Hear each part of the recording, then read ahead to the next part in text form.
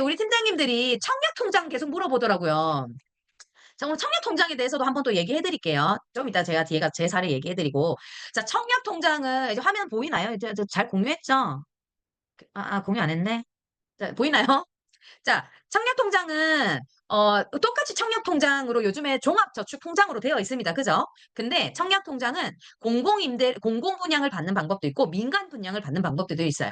근데 공공분양은 LH나 SH나 GH를 이게 공기업에서 분양하는 LH 아파트 이름 뭐죠? 갑자기 이름 생각이 안 나네. 어쨌든 그런 부분들 공공 분야. 내가 몇 년간 살고 있으면 그 다음에 너한테 입주권을 줄게. 이런 공공 분양을 얘기하는 거거든요. 그럴 때 청약 통장이 필요합니다. 그리고 민간 분양은 뭐냐? 민간 기업에서 분양하는 거를 민간 분양이라고 해요.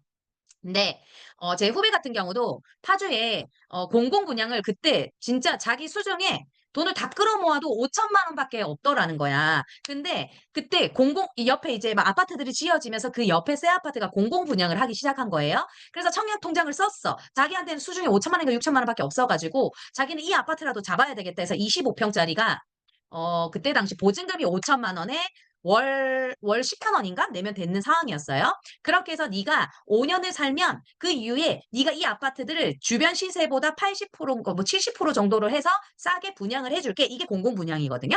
그래서 그 후배는 그 아파트를 공공 분양을 청약을 당첨이 돼서 들어갔고 저는 그 옆에 힐스테이트가 이제 그 미분양이 돼서 저는 그 아파트를 들어갔단 말이에요. 근데 당연히 오르는 속도는 다르죠. 근데 다만 이 그 후배가 그 옆에 힐스테이트가 저희 아파트랑 진짜 거리가 그렇게 멀지 않았거든요. 한 1km 차이도 안 났어. 근데 이 후배가 우리 아파트 값이 막 오르는 걸 보면서 자기 아파트 값 너무 비싸게 분양할까 봐 너무 걱정을 하는 거야. 그래가지고 너무 걱정을 하다가 근데 마침 이제 5년이 지나고 분양가가 나왔어요. 그때 저는 이제 그 아파트를 5억 5천 주고 팔고 나왔는데 그 당시에 시세가 6억인가 하여튼 막 그랬나? 아무튼 그랬는데 이 후배가 얼마에 그 아파트를 분양을 받았냐면 2억 8천에 분양을 받을 수가 있다는 거야. 새 아파트인데 자기 살고 있던 자기 신축으로 들어갔었고. 그래서 저한테 고민을 하는 거예요. 언니 나 이거 2억 8천 내가 갚을 수 있을까? 이러는 거야. 너는 그럼 저 6억짜리는 들어갈 수 있을까? 그냥 2억 8천짜리 아파트 들어가. 무조건 너한테는 그 유리한 조건이니까 너 지금 그 돈으로 2억 8천으로 이 주변에 아파트 살 수 있는 아파트가 없어. 그래서 무조건 공공분양 들어가. 이렇게 해서 자기 아파트를 자기가 분양받아서 계속 살고 있어요. 그래서 이게 공공분양. 공공임대는 뭐냐?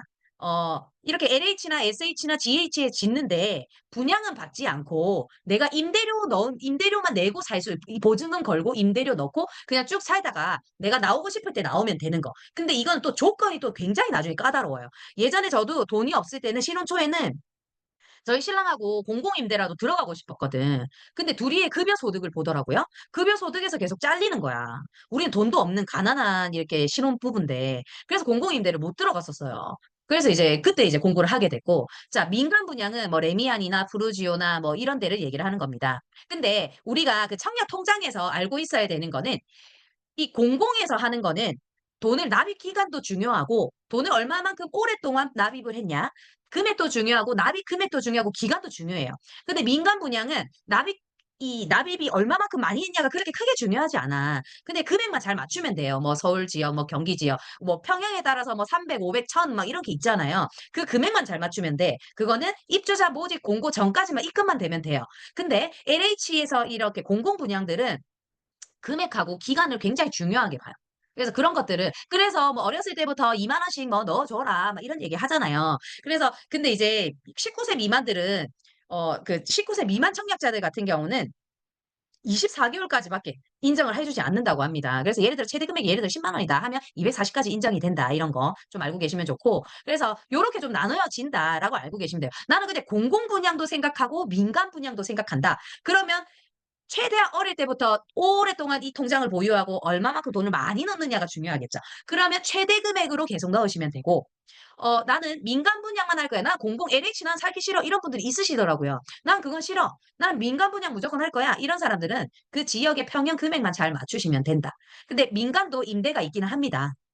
근데 이제 요즘에 이제 그래서 나라에서 그러죠. 예전에는 민간도 임대 아파트를 따로 이렇게 했는데 요즘에는 그 몇 층까지는 민간 임대, 몇 층부터 몇 층까지는 민간 분양 뭐 이런 식으로 한다고 하더라고요. 그래서 그 라인에 있는 아파트들이 다른 아파트보다 가격이 떨어지고 이런 것들도 있다고 합니다. 참 지랄 맞은 거긴 한데 예, 그런 것들도 있다고 해요. 알고는 계시었으면 좋겠어요. 자, 그리고 이제 그래서 또 이제 특별 공급과 일반 공급에 대해서도 물어보시는 경우가 있더라고요. 이거는 공공과 민간에 나눠집니다.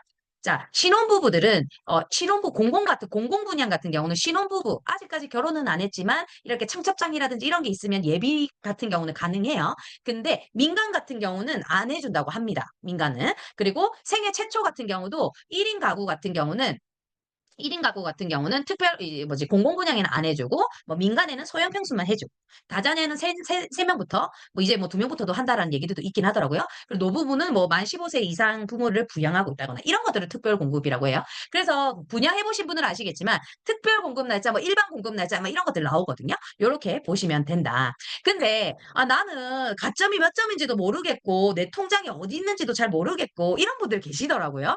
이 청약홈이라는 홈페이지가 있습니다. 우리 연정팀장이 왜 웃는지는 모르겠는데 본인이 그런 대상인가? 자, 청약 홈을 보시면 여기에 들어가서 청약 연습이라고 있거든요. 여기에 들어가시면 가상으로 체험을 하는 방법이 있어요. 그러면 내 청약 그 가점은 몇 점인지 그리고 이 내 통장은 어디 있는지 이런 것들을 여기서 확인할 수가 있다라는 거. 그래서 청약 홈에 항상 본인들 보시는 게 좋고, 이런 것들을 제대로 잘 모르시다가 부적격이 뜨시는 경우가 있습니다. 이것도 좀 알려드리면 좋을 것 같아서 청약할 때 주의해야 될 점이 있어요. 본인의 청약 자격이 있는지 없는지부터 확인을 해야 돼요. 청약을 할 때는 무조건 무주택자 뭐 여부여야 되고 세대주여야 되고 막 이런 게 있어요. 근데 이제 본인은 세대주 요건을 안 채웠는데도 불구하고 막 자기는 이렇게 그거인 줄 알고 막 이렇게 넣고 이런 분들이 계세요. 제 친구 중에도 그런 경우가 있었는데 자기 엄마를 자기를 부양을 하지도 않으면서 자기 부양가족으로 넣었다가 청약 당첨은 됐는데 부적격을 떠가지고 몇 년간 청약 통장을 못 쓰고 이런 문제가 생기거든요. 이런 것들 꼭 잘 기억해 주셨으면 좋겠고 납입백 횟수 이런 것들 잘 기억하시고 그리고 이게 가점제냐 아니면 추첨제냐 이런 거에 따라서 또 달라집니다. 저 같은 경우는 청약 통장을 없앴어요. 이유는 저는 가점제에서 맨날 22점, 막 20점밖에 안 되는 거야. 무주택 기간도 뭐 얼마 안 되고, 막 부양가족도 없고, 또 저는 부양가족 해봤자 저희 신랑하고 저희 꼬미밖에 없는데, 강아지는 부양가족도 수에 포함도 안 되고, 막 이게 다 필요가 없는 거야. 그래서, 이게 굳이 필요가 하나? 이렇게 해서 그냥 저희 안 들려요? 안 들려요? 들리죠? 안 들리나요? 들리죠? 예. 그래서 저는 항상 가점이 낮은 거야. 그래서 제가 저희 신랑만 하나만 그냥 살려놓고 혹시나 추첨제 때 쓸 수 있을까 봐 하나만 남겨놓고 그냥 놔두고 있고 제 거는 그냥 없애버렸어요. 그래서 맨날 가점이 안 돼가지고. 근데 이게 가점제 때문에 입양을 굉장히 많이 하는 시기가 있었었어요. 그래서 그 입양했다가 파양하고 그 정인이 사건 알죠? 걔도 입양을 한 이유가 이런 청약을 하기 위해서 그런 거잖아요. 이런 게 또 굉장히 악용 될 수가 있다라는 거. 그래서 제가 참 그런 거 보면서 진짜 엄청 욕을 많이 했는데 그리고 이제 뭐 고가주택이냐 뭐 이런 것들 한번 나중에 제가 또 카페에 올릴 테니까 한번 읽어보시면 좋을 것 같고 이런 거 꼭 잘 체크하셔야 됩니다. 그리고 지역별 규제가 다 달라요. 어떤 데는 조정지역 대상이고 어떤 데는 투기가해제 그런 거에 따라서 이 요건들이 굉장히 있거든요. 거기 가서 실거주를 해야 된다든지 전매 제한이 있다든지 이런 것들 꼭 잘 확인하시고 제가 아시는 분 최근에도 이게 청약했다가 그냥 카카오 맵으로 이것만 봤다가 실제적으로 이거 이제 청약 당첨되고 나서 신혼부부인데 이제 우리 집 어떻게 지어지는데 이제 한번 가볼까 갔다가 막 주변에 막 무덤 엄청 많고 막 이래가지고 와이프가 "여기는 안 되겠다." 이래 가지고 청약 포기하신 분이 있거든요. 그러면 또 청약 통장 날아가잖아. 그래서 거기는 뭐 3년 제한이 있댔나? 아무튼 막 5 년인가 뭐 그랬다고 하더라고요. 그래서 청약 통장을 5년 동안 뭐 못 쓰게 됐다 뭐 이런 얘기를 하시더라고요. 그래 가지고 이런 것들 진짜 잘 체크하셔야 됩니다. 그리고 분양가랑 주변 시세 비교 잘 하셔야 돼요. 왜냐면 막 주변 시세보다 분양가가 너무 높다. 이러면 잘 고려해서 들어가야 됩니다. 그러면 나는 안 들어갈 것 같아요. 주변 시세보다 분양가가 너무 높을 경우.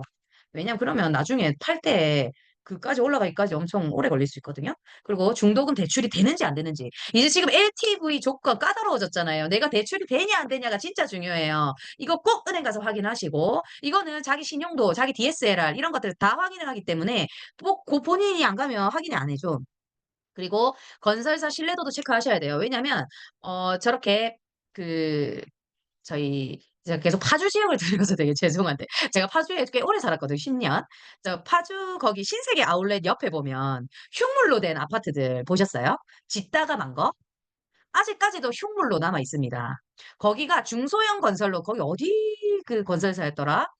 그 나중에 신세계 파주 신세계 아울렛 갈 일이 있으면 그 주변에 한번 보세요. 거기 전원주택 단지도 있지만 흉물로 된 아파트 한 개 있어요. 짓다가 마른 아파트.